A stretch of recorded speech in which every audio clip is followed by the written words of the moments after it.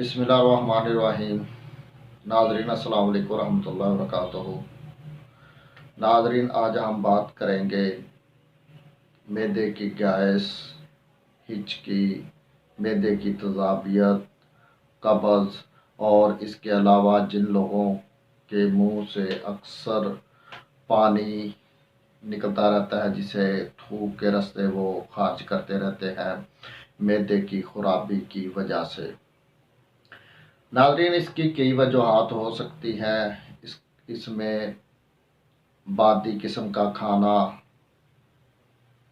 बासी खाना और इसके अलावा तेज़ मिर्च मसाले का खाना भी इसमें शामिल है, और इसके अलावा पानी का कम पीना भी इसी में शामिल है।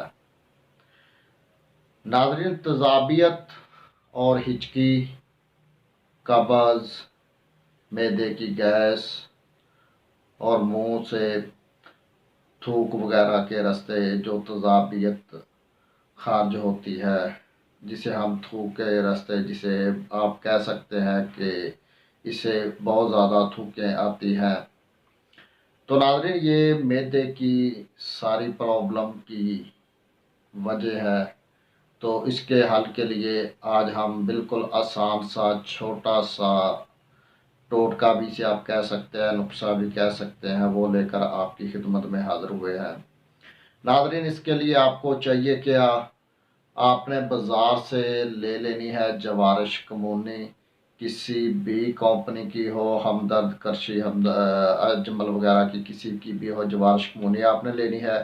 और इसके साथ अगर आप 100 ग्राम वाली जवारिश कमूनी, अक्सर ज़्यादातर 100 ग्राम में ही मिलती है, 100 ग्राम जवारिश कमूनी की एक डब्बी लेते हैं, तो उसके साथ आपने 10 ग्राम सनाब मक्की, ये आपने उसके साथ 10 ग्राम लेनी है, और 10 ग्राम ही आपने नशादर उसके साथ लेनी है।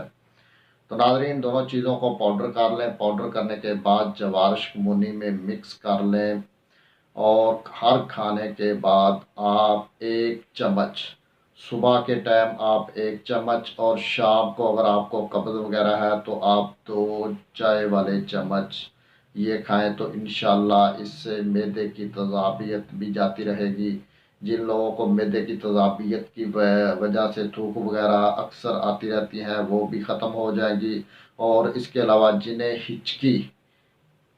हिचकी अक्सर लोगों को रहती है, तो इंशाल्लाह इससे वो भी ख़त्म हो जाएगी। और इसके अलावा नाज़रीन, जो लोग ये कहते हैं कि जब तक वो कोई भी दवा खाए ना तो उनकी कब्ज़ रफ़ा नहीं होती, तो उनके लिए भी ये बेहतरीन और मुजर्रब लाजवाब एक छोटा सा नुस्खा है। तो नाज़रीन, कोई भी दवा इस्तेमाल करने से पहले आप अपने मालिज से मशवरा ज़रूर कर लें, क्योंकि आपका मालिज आपकी सेहत के मुताबिक ही आपको मशवरा बिल्कुल अच्छे तरीके से दे सकता है कि आप ये इस्तेमाल करें या ना करें।